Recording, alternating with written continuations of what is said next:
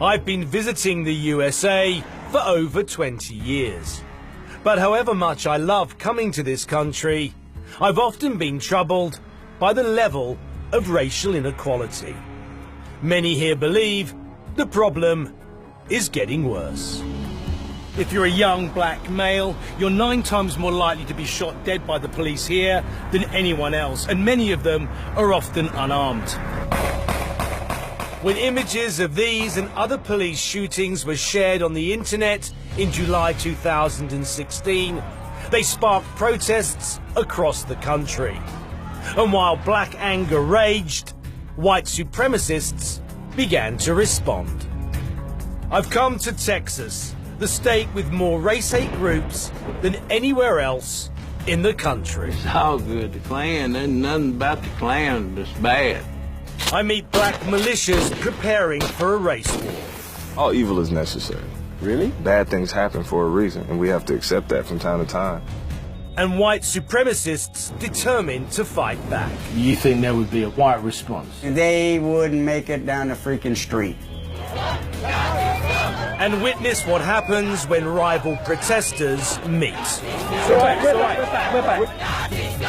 With an increase in the amount of racial hate groups on both sides, the election of a president with extreme and divisive views, the big question has to be, is America on the verge of a race war?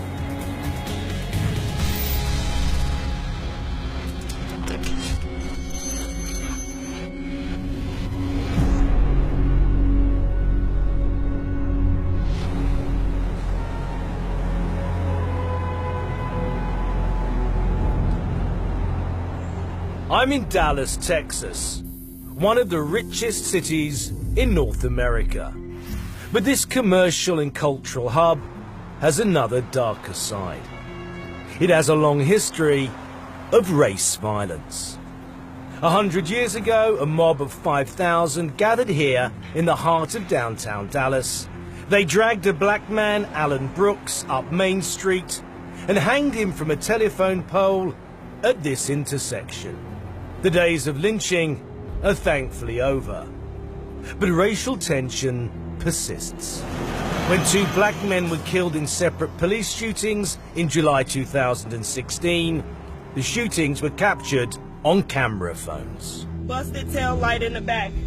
And the police oh my God, please don't tell me he's dead. Please don't tell me my boyfriend just went like that. The graphic nature of these videos, showing police shooting Philando Castile and Alton Sterling, provoked demonstrations across the country.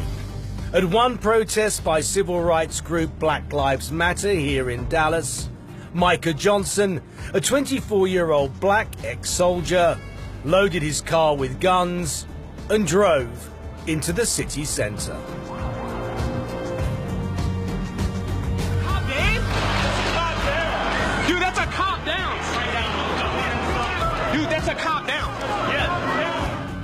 Micah Johnson targeted and shot dead 5 police officers in an act of bloody revenge. It was the biggest single loss of police officers in one day since 9/11.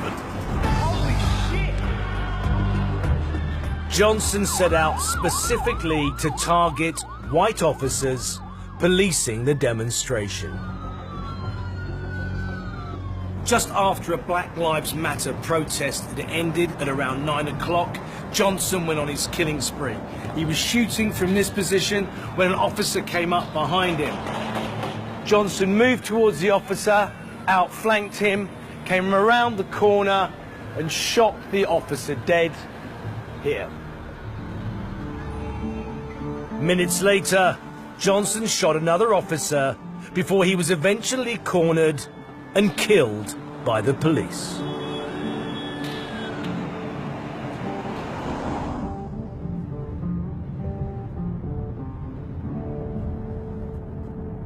I want to find out why so many young black men are being shot and what lies behind the murders of the 5 police officers that day. I head to East Dallas, a hotspot for shootings. The small community here over the last 60 days 6 African Americans have been shot. That's one every 10 days. The last person to be shot was Mike Morgan. He was shot by the police just on the corner up here. He's now presently being held on remand in prison. I'm just about to meet up with his girlfriend, Sarita. Sarita. Yes. I'm Ross. Nice to meet you. Hello, Ross. Nice to meet you. honey. Thank you for agreeing to talk to us. Thank you for talking to me. So whereabouts was Mike shot? Michael was shot right here where we are. So he's just driving Driving up the street. and he's facing this way. This way. He comes here to Yeah. turn in this corner. Yeah. And they said that the police swooped around him and blocked him in right here in a V. Then what does Mike do? He reverses the car. He reverses the When car. he reversed the car, the police officer got out the car and shot immediately. Michael was unarmed when police tried to arrest him for failing to comply with his bail conditions. People don't trust law enforcement to take care of their business anymore because law enforcement shows up and the situation tends to go from 0 to 1,000, meaning someone always ends up getting hurt.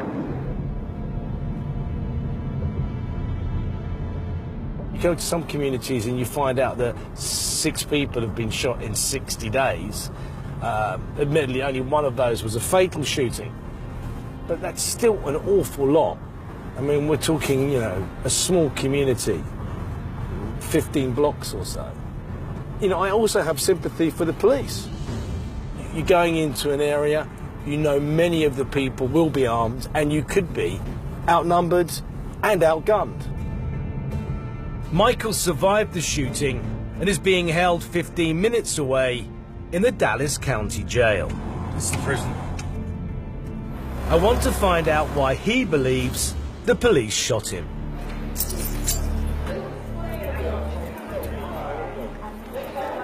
Michael has been charged with assault because he ran over a policeman's foot during the incident. Hi, Michael. How long have you been in here now? A little bit over a month. I can see that's the bullet hole there, yeah? Just down your neck, yeah? Went in there and it came down into your chest? Into my chest, they had to cut me, get the bullet out. And you're not carrying, you haven't got a weapon on you? But in the past, though, you have served time in prison? Yes, I have served one. Can you tell us what for? I've sold drugs, I've aggravated assault with a deadly weapon. One reason why I don't carry a gun. In the past, you have done, but the fact is, that's immaterial. Yes. To the present case. The hammer really shoot me. How do you think the other people in your neighbourhood view what happened to you? It was people on the bridge that seen them people shoot me. They was throwing stuff down into the ravine where the was. They was throwing stuff at this man, telling this man not to shoot me. Michael maintains the shooting was unjustified. I want to know how the police explain what took place. The building next door houses the Sheriff's Department. Nice to meet you, Shelley. Shelley Knight is a third-generation police officer, and she was in charge on that day. As far as you were concerned, were you looking for that man at that time? We had information as to where he was and the vehicle he was in, and we were looking specifically for him. They would have known his prior. Yes. Yeah. Yes.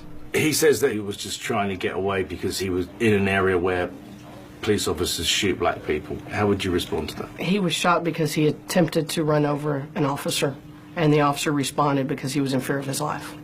Do you worry about your officers going out every day? When I hear my officers checking out at an address, I sit there and I wait to hear, I listen for the tone of voices, I listen for the panic in their voices. You can tell if something's not right, you can just tell by the inflection in their voice. But do you think that people have become more open about their extremism as a result of the election? yes. I do feel that that is happening around the country. I do believe the extremists are coming from both sides. They're either anti-police or they're anti-president or they're, you know, whatever they're anti. They're anti. You're going to be stuck in the middle. Right. It's almost unbearable, the amount of pressure that we're being put under.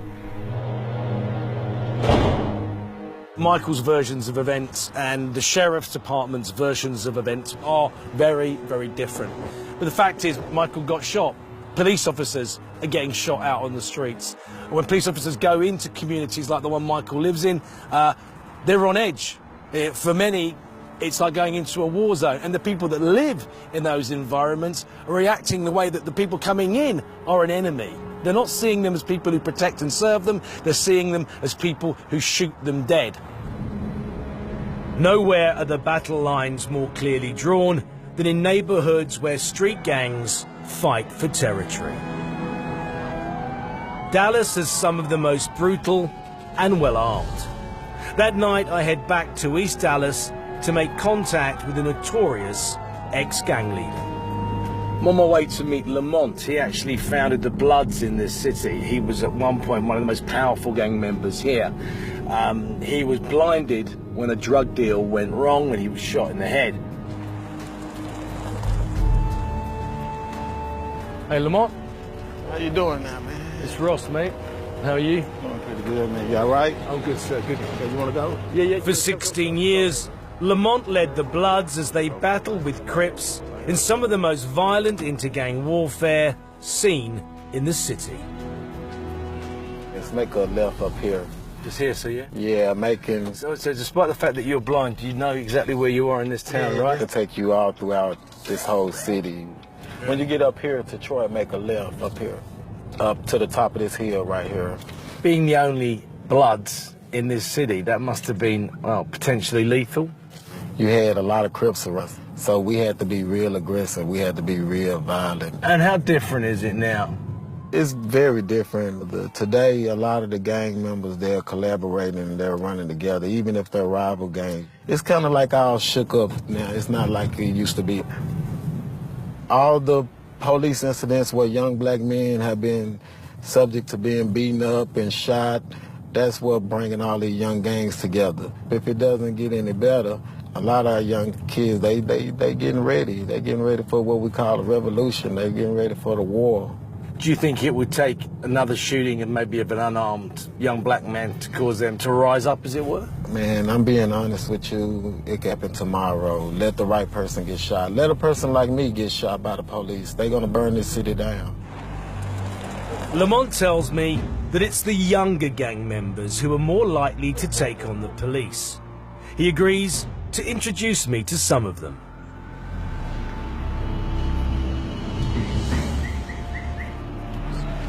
The location is in the heart of a well-known drug-dealing area.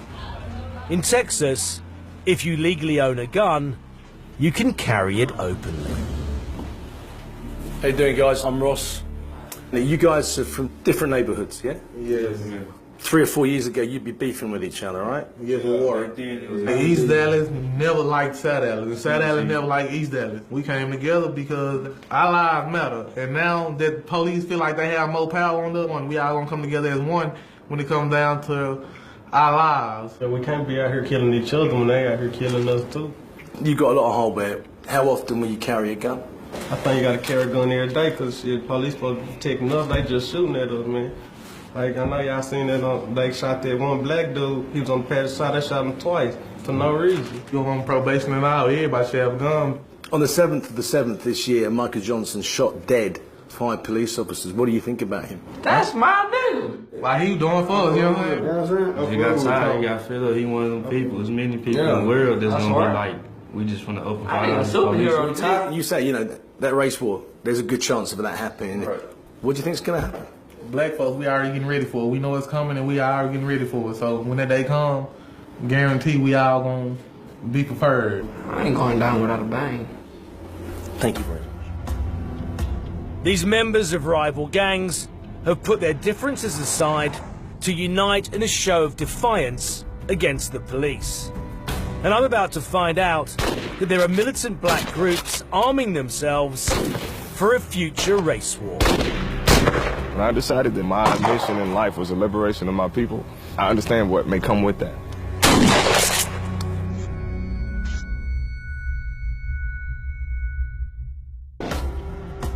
In the past year, tens of thousands of demonstrators across America have protested against police brutality. Many see this as a second civil rights movement and are adopting the aims and methods of the black power groups of the 1960s. Some are going a step further and arming themselves. We are some 2 hours out of Dallas. We're attempting to meet up with the Guerrilla Mainframe. They're a black militia group. They're live firing today, and we are the first white people that have ever been granted access to film with them. They are suspicious of being watched by the government, and their training camp is in a remote location.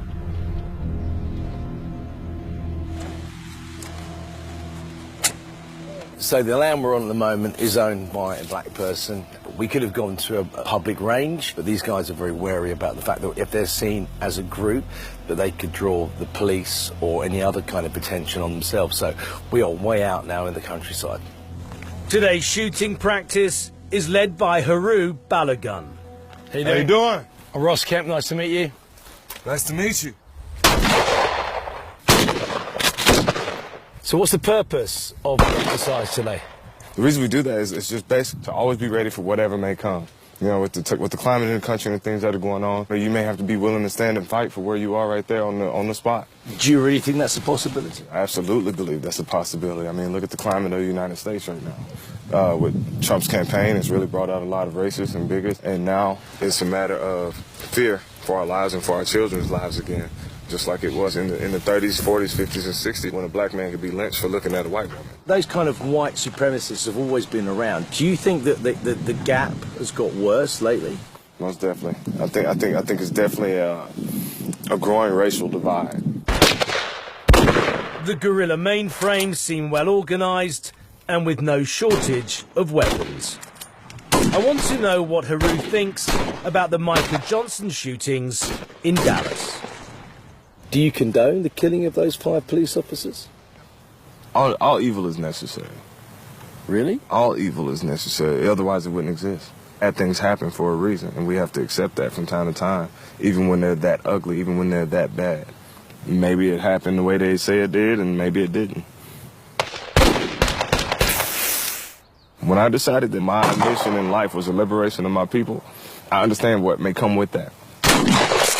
As long as I'm ready to fight. Malcolm X said, by any means necessary, protect yourself, protect your family, protect your people. The fact that those guys are live firing in the woods is not extraordinary in the United States of America, but the reason they're doing it has to be worrying. They're doing it because they believe that their community, their families and themselves are under threat. And they're practicing because, as they said to me, the police practice, white power groups practice, and therefore we must ready ourselves for a war that they believe is coming. America has seen a huge increase in black separatist organizations. It's estimated that there are now nearly 200 groups across the country. The next day, I meet Haru and we head for East Dallas. I was surprised to learn that he developed his radical philosophy while serving his country. You were trained by some of the best, right? Yes, sir. I was in the Marine Corps for 5 years. You find yourself using the skills that you learned fighting for your country in order to defend your community. Exactly. You left home a nigga, you went and fought for your country and became a man, a brother amongst men, and then when you came back home, you're a nigga again. You know what I mean? It's exactly how I feel about how I've been treated since I've gotten out of the Marine Corps. I've been arrested a couple of times just for the most frivolous shit. But do you think, though, Haru, that a president that is very open with his views, he's not a politician? His rhetoric is so dangerous, and with the things that have been taken off, all around the country, with so many brothers and sisters being murdered by police. All those things that have been taking place have been a big contributor to what everybody's afraid to admit is going to happen eventually. And I feel like a race war is going to absolutely happen eventually. Part of the Guerrilla Mainframe's philosophy is to help black communities to be self-sufficient. They teach physical and mental discipline, but they also offer classes in self-defense and martial arts. Moving on cue, get out. We teach them not to use it against our own unless our lives are in a dire situation where you have to defend yourself. So. It's difficult, though, when you look at the statistics, particularly when it comes to the amount of young black men who have been shot dead in this country by police officers. The divide, as far as the police relations with the community, is always going to be there because of the distrust that has been created. There are a growing number of groups like these in communities across America. Gun laws vary from state to state, but throughout the country, armed black vigilante groups are becoming self-appointed defenders of their communities. What has he got there? What is that? Kel-Tec KSG 12-gauge shotgun, holds 14 rounds. It's a monster. All right, brother, Black Power. Black Power to me means black gun power. Does it? It definitely means black gun power because we've avoided exercising our Second Amendment right and exercising it for the right reason. You're certainly exercising it tonight. Definitely exercising it tonight. Hey, we're gonna push forward. The guerrilla mainframe are setting out on a night patrol. Our streets! I want to know what people on the streets think about heavily armed vigilantes patrolling their neighborhood. I think it's good. You need somebody that, you know, just take a stand, you know, because there's a lot of stuff going on and people just letting it go underneath the rug, you know? Yeah. Do you feel that you are not protected by the police force in this community? No, most definitely not. When you see the police, you automatically get scared. That's the first instant you get. It's like, you know, you don't get like a relief. You get like, you know, it's just a scared feeling. The first feeling you get. Scared of being what? Arrested, shot, beat up. I mean, just everything. That's everything at once. When I went on the bus one day, the police come on all the way around the corner. Hey, what you doing? I just went all the way to the bus stop, and he pulled out his taser gun, pointed at me and everything. I was so scared, and somebody's standing up for you when all the odds against you. You know what I'm saying? For real. This distrust of the police, which seems to have become widespread, is now encouraging armed vigilantes to take to the streets. Our streets!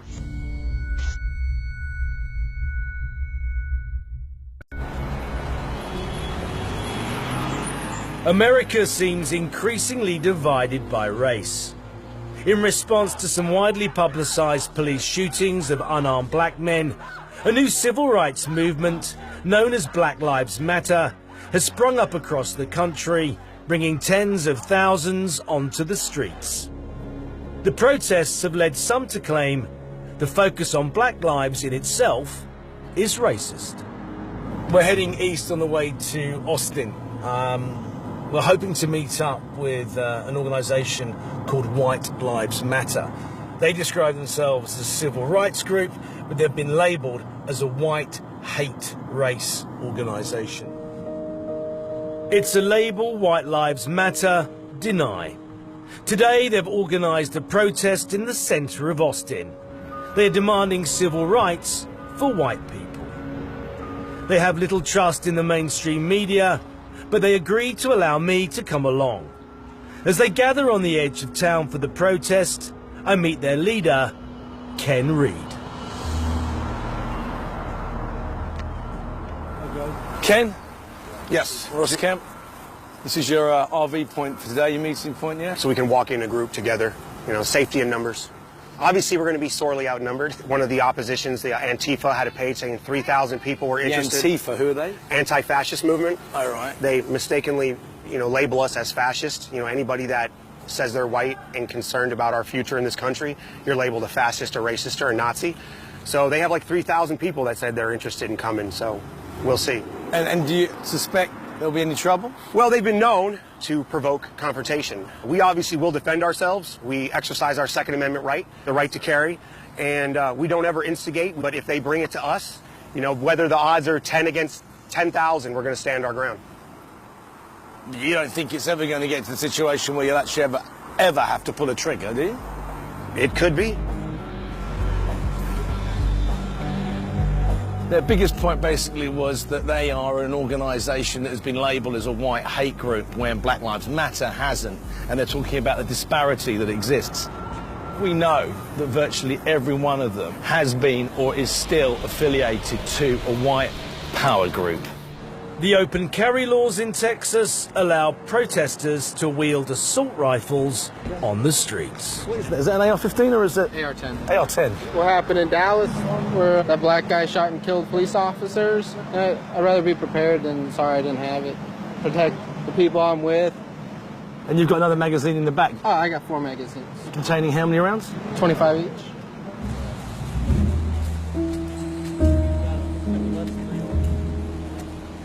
I, for one, you know, in a very pretty American city, find it absolutely surprising that, you know, these guys can turn up to a demonstration armed, like they're going to war. They don't get far before a local citizen approaches.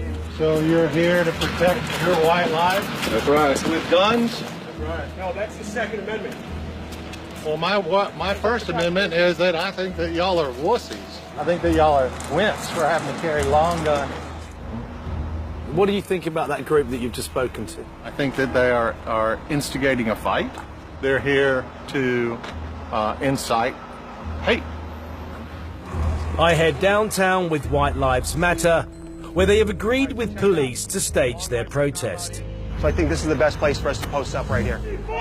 Anti-fascist organisations, both white and black, turn up in a counter-protest. Oh, y'all are stuff.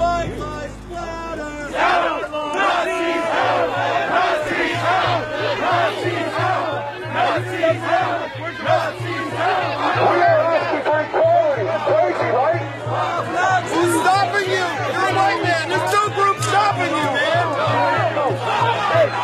You all are anti-American. You all are anti-American.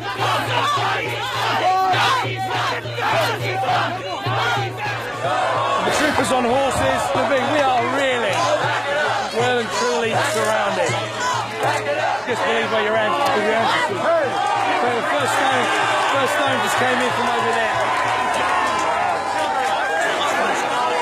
I think one just hit me on the side.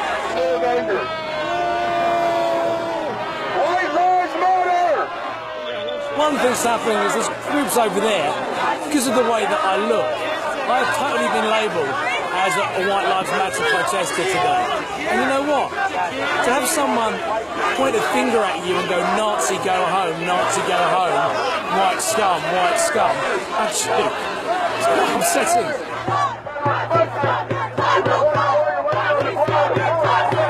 You think the election of Donald Trump has helped these people? Oh yeah, these people come out from the woodwork, out of these roaches. I came from out of the woodwork for nowhere. No one scared me more.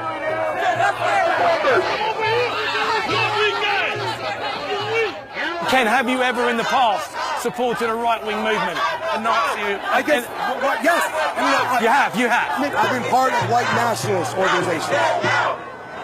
Ken, it turns out, was previously a member of the Aryan Renaissance Society. I wanted to know if any other members of White Lives Matter share his extreme views. But Scott, a lot of people are shouting and screaming about the tattoo you have on your head, which are 2 lightning bolts, yeah? Yes. Which is an SS insignia, right? It is, yes, but that's not why I got it. The 2 lightning bolts are part of the SS, but they actually are Nordic ruins that go way back beyond Nazism. But they are related to white power. Sure, they have been. Yes, this is actually. Were you ever a member of a white power group? Yes, I was, and that's why I got this. I'm no longer a member of that group. But do you not think that causes problems when you come here to say that you're fighting for civil rights, but you've got an SS tattoo on your head? But here's the deal. I'm sure it does. But the problem is why should I have to compromise? I mean, how many things do we got to give up? How many concessions do we have to make? You see how many concessions we had to make today, all day today. We had to keep on going in, backing up, moving around. You know what I mean? When did we stop having to back up? That's the whole point. An hour in, and a new group of protesters arrive. The Red Guard is a Marxist revolutionary group, and they're heavily armed. It's actually notched up now. They just tried to move protesters on this side back with bikes. State troopers have come in. Andrew's the guy with the assault rifle and the 100 rounds of ammunition. Raise your hand. My people, raise your hand. Raise your hand. One word of advice, above the law, you won't get shot. Within 2 hours, the protest has become an armed standoff. There are police on the ground, there are state troopers here, and snipers up there. You can see two just in the building over there. So, if any armed conflict does take place, they have eyes on and they'll take those people out. Fearing further escalation, the police move in to disperse the crowd. They send in with the horses.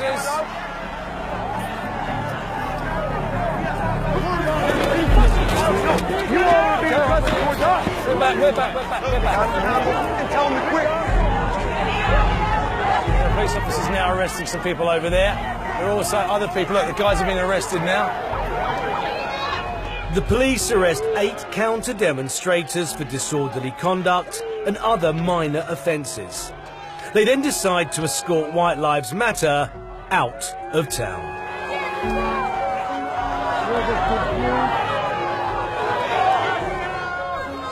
The lady there, she's in tears. She's clearly very upset. I mean, that's what this is about. This is just upsetting people. But the more protests there are like this, the greater the divide comes. And that's why demonstrations like this, there may be only 20 of them. But look at the reaction. Look at the reaction. There are demonstrations like this happening across the country. But membership of more structured, overtly fascist organisations is also on the rise. The National Socialist movement are calling for a greater America, denying citizenship to Jews, non-whites and homosexuals. I'm on my way to meet Randy Smith, who is a sergeant major in the National Socialist movement. It's been described as the biggest neo-Nazi organisation and the most active one in the United States of America. We know Randy lives somewhere around here by a lake. Look, it's a big indication that you might live there, look. The National Socialist movement has 61 chapters in 35 states, making it the largest neo-Nazi group in America. Randy? How you doing today, sir? Good to see you. Is this your property? Yes, sir, it is.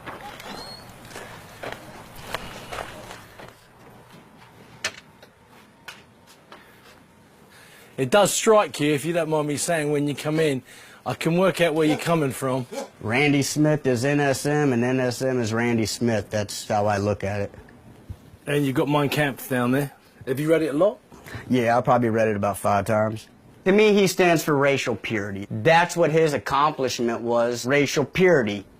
For Randy and many on the right, the shootings in Dallas were confirmation that a race war is imminent. That woke up a lot of white people that were actually asleep that didn't think that we had a race issue in this country. I think that kind of opened their eyes. Like, dude, you got black people that are shooting at cops trying to do their job. They're lucky they're doing it in the inner city, because if they were to come out in Quinlan and do it, it wouldn't end so nicely for them. They wouldn't make it down the freaking street. What I want to know is, will the NSM remain a fringe group, or are they starting to gain influence in this new era of American politics? There's more people joining these organizations now. A lot of it stems from, Donald Trump being straightforward and not beating around the bush. And that woke up a lot of people that normally wouldn't want to voice their opinion. That brings them to these organizations. Randy has organised a gathering that evening of NSM supporters. I'm intrigued to find out what this will involve.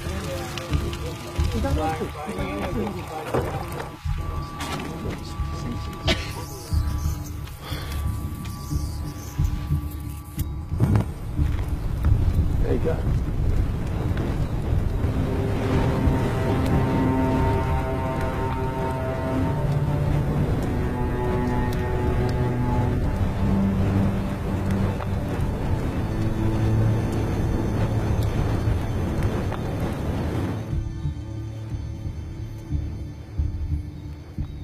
Evening.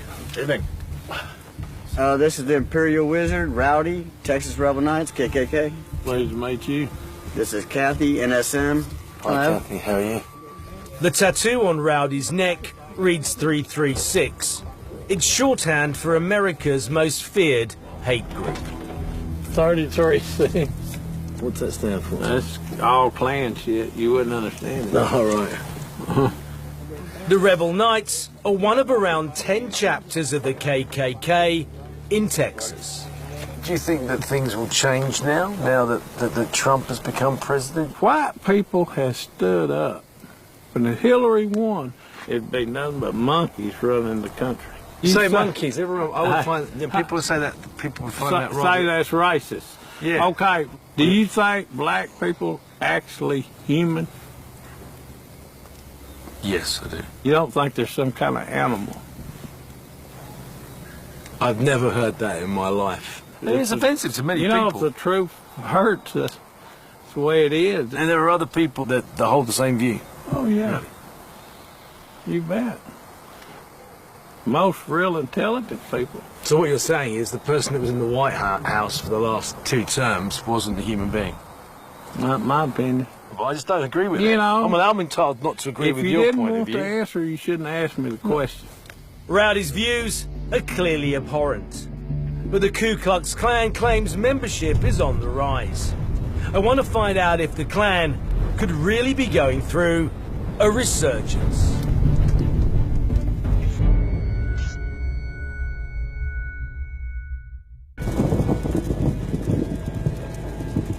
There are nearly 200 chapters of the Ku Klux Klan in America, and they say the number is rising. Several of them endorsed Trump to win the election, and many black Americans now fear that elements of their extreme message might start to resonate with a wider public. Eventually, Rowdy agreed to meet me, but strictly on his own terms. I and the crew were completely stunned by what Rowdy had to say the other night. He's invited us to meet other members of his clan. We're meeting in a petrol station 20 miles outside of Dallas. Rowdy made it clear that he is followed by the government or by the police on a regular basis. And when we get there, he's phoning us, and then we're being directed where to go.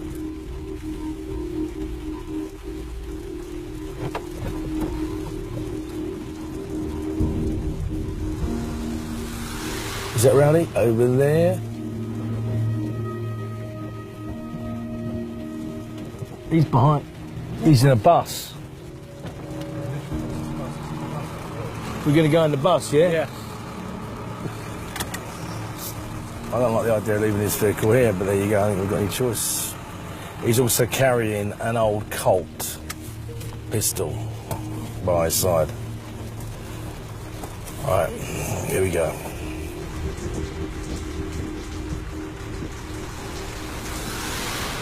You get where we're going, cameras off until we get in the building. No license plate, and then when we get in, use it back on.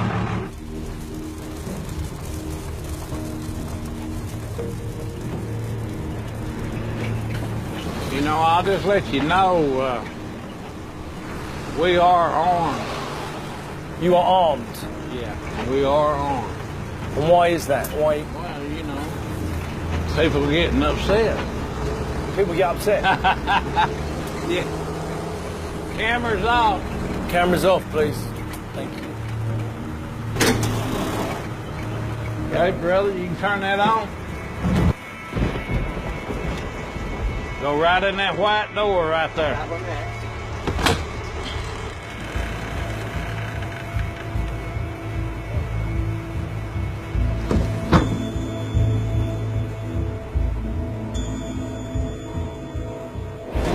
I want to find out if the KKK really poses any threat, and whether they have the potential to exploit existing racial tensions to promote their extreme agenda. Can you explain to me your actual rank inside the Klan? I'm the Imperial Wizard of the KKK. Ku Klux Klan. Right. Invisible empire. When you say invisible empire, can you explain to me what you mean by that? So say 95% of our members, you'll never meet, you'll never see. So we have doctors, lawyers, officers. Do you have members of the military? Oh yeah, a bunch of them. We had people in our clan pass away and their wives didn't even know it until they found the rope. Do you think there's a possibility of there being a race war in this country? Oh sure, they will be. The whites are gonna go and kill a bunch of blacks. The blacks are gonna come and kill a bunch of whites. Because we're not gonna put up with them killing our officers. You're referring to the 5 police officers that were shot dead in Dallas? I'm talking about the ones that were shot this weekend.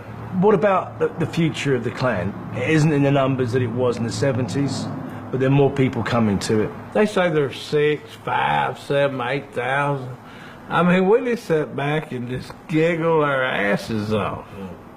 Because they don't know what the hell they're talking about, you know? But, hey, that's great. That's great. Because that's the way you want it. Yeah, you bet. But I'll guarantee you, the Klan's strong. Here lately, I've been telling them, I'm a Klan. And it's good, man. It's all good. It's all good. The Klan, there's nothing about the Klan that's bad. I fear the tension between police and the black community here is fueling an escalation of racial hatred that could be exploited by extremists on both sides to provoke a race war. Before I leave Texas, I head to North Dallas, where there is a reminder that for some, the war has already begun. I'm here to meet Sergeant Penny, a colleague of the 5 police officers shot by Micah Johnson. How you doing? Ross Kemp, nice to meet you, sir. Yes, sir. How are you? Mr. Penny, good to meet you. Good to meet you too. You knew the 2 officers that are buried in front of us, yeah? Been on 17 years. I've been knowing these guys just as long as I've been on. Love them like brothers. These guys, man, it's just difficult right now, man. Especially the way that it happened. This was an ambush. The night these officers were killed was the biggest loss of policemen since 9/11. Of course. And that's terrorism. That's domestic terrorism. And we gotta call it for what it is. What, would you call it a race war? It is. It is.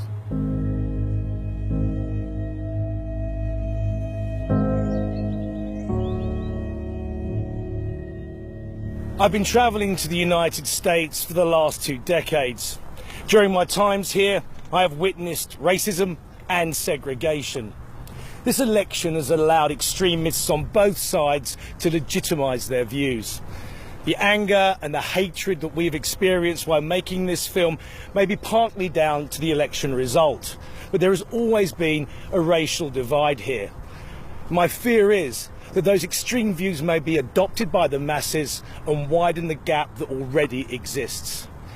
I don't believe that America is on the verge of a race war, but it may be closer to one now than it has been for generations.